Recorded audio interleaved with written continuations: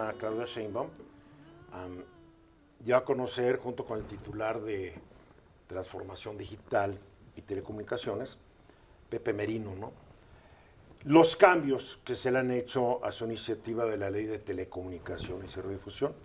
Quedó muy claro que el artículo 109 fuera, pero aparentemente el 109 es el que más temor de censura gubernamental a quienes estamos en las redes o en cualquier medio de comunicación generó, y se tenía que eliminar, y la presidenta desde el principio dijo, lo quitamos. Bueno, lo quitamos.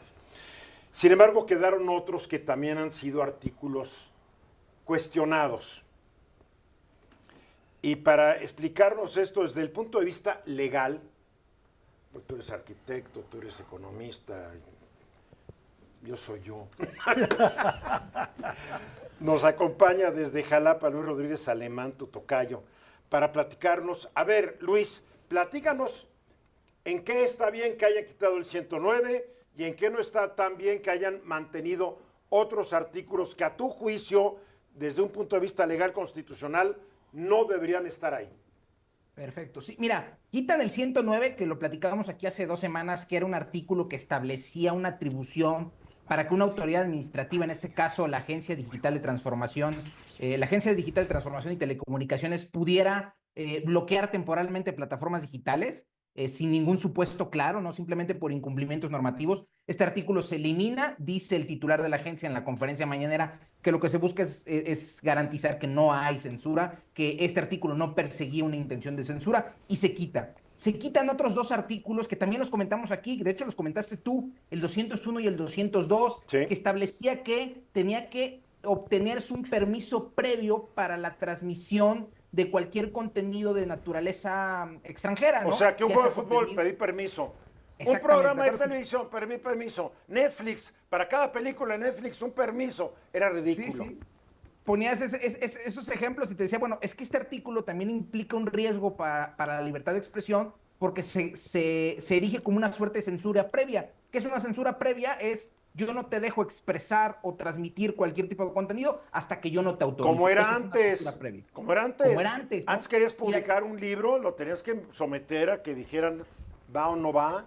Películas. Aprobación. Las películas sometían a la aprobación del secretario de Gobernación en turno. Con Carmen Sí, Báez sí. a la cabeza, que era la que hacía toda la censura, me acuerdo. ¿Quién es Carmen Báez para que la gente que no... Era directora en cinematografía, en Gobernación, en aquellos asiagos días de Echeverría y... Bueno, López esto duró Portillo. hasta el día que se fue el señor Ernesto Zedillo. Con ciertas variaciones, pero la censura se acabó el 1 de diciembre del 2000, hay que decir, mi experiencia, ¿eh?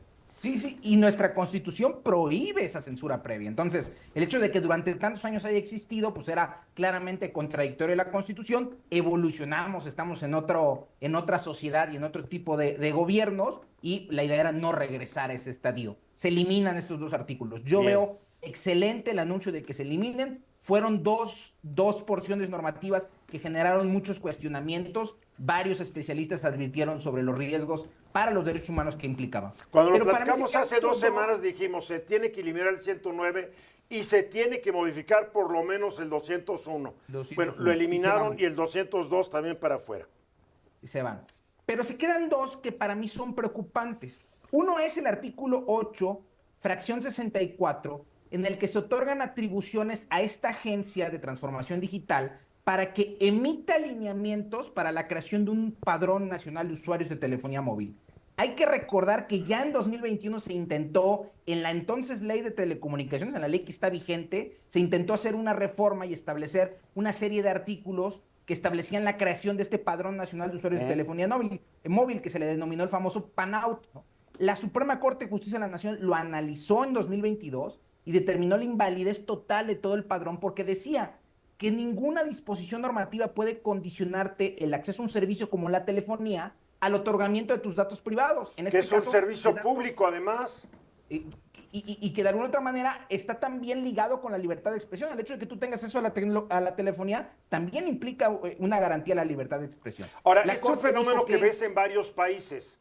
Están viendo que el AMPA organizada, hablando de crimen organizado, utiliza la telefonía celular para comunicarse los unos con los otros y planear sus delitos, y los famosos teléfonos desechables, ¿no? Compran un desechable, ya se lo desechan y siguen haciendo su negocio. Varios países, creo que en Europa ya hay unos países que están normando esto, Luis, para ver Sí. si así, ingenuamente lo creen, van a controlar el crimen, ¿no? Pero la Corte establecía que el problema de este sistema normativo es que no era claro en los supuestos en los que uno estaba obligado, en las sanciones por no aportar esos datos y cómo se iba a administrar el padrón. A Y ver, pero determinó este artículo 8 en su fracción correspondiente toma en cuenta lo que dijo la Corte esa vez en 2022 o no. De hecho, implica un retroceso, porque en aquel 2021 la ley modificada implicaba regular varios aspectos de este padrón, ¿no? Quién tenía que recabar los datos, cómo tenían que recabarse, qué autoridad los iba a concentrar. En este caso vamos para atrás, porque ahora dicen, se tiene que hacer un padrón y todo lo demás que implica su regulación lo va a emitir la agencia. Platicábamos hace 2 semanas, cualquier restricción a derechos humanos se establece en la Constitución y por la jurisprudencia que tiene que estar previsto en una ley formal y material. Bueno, y aquí ¿Qué quiere decir esto? habrá que esperar a que alguien busque cómo tumbarlo con la nueva Suprema Corte de Justicia de la Nación. A ver, Luis Miguel. Que creo que tiene que ver con una tensión lógica que ocurre entre la digitalización, el avance del acceso a la inclusión digital, tiene que ir acompañado de derechos digitales, entre ellos la privacidad y protección de datos. ¿Sí? Y hay un artículo más, rápido lo comento, que también me preocupa, que es el 161, que establece de manera general una prohibición de fabricar, comercializar, distribuir, utilizar estos famosos dispositivos que bloquean señales de telefonía o de radiodifusión, pero establece una excepción, dice, podrán utilizarse, fabricarse y comercializarse cuando vayan a ser utilizados por autoridades de centros penitenciarios, lo cual me parece muy bueno, ¿no? Para que se bloqueen las señales en los centros penitenciarios y no puedan utilizarse los celulares para cometer ilícitos. ¿Cuál es el problema de este artículo? Que más adelante en el mismo enunciado dice, o por cualquier otra autoridad de seguridad federal, pero no establece los supuestos.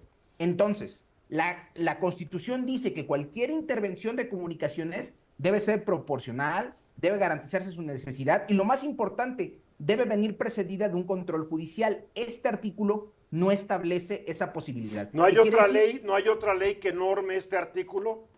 No la hay, ¿no? ¿La Constitución de alguna manera no norma este artículo? Sí, la Constitución dice que no pueden ordenarse intervenciones. El solo artículo es letra muerta, porque cuando te lo quieran hacer vas a tener que apelar que la Constitución te protege este derecho y que este artículo 161 no se puede aplicar. Luis, una pregunta. ¿Esto tiene que ver, por ejemplo, con gente que podría usar esos dispositivos para que no escuchen sus conversaciones por teléfono? Sí, no, pero sí, para que se bloquee la señal. Es sí, un bloqueador de señal. A ver, digamos que tú en El Economista ya no quieres que todo el mundo esté perdiendo el tiempo en tu celular y pones un bloqueador para que se dediquen a trabajar. No más por decirlo, no lo vas a poder hacer. No más el gobierno. Pero yo he estado varios en organismos oficinas donde te dicen, estamos aquí bloqueando para que no escuchen.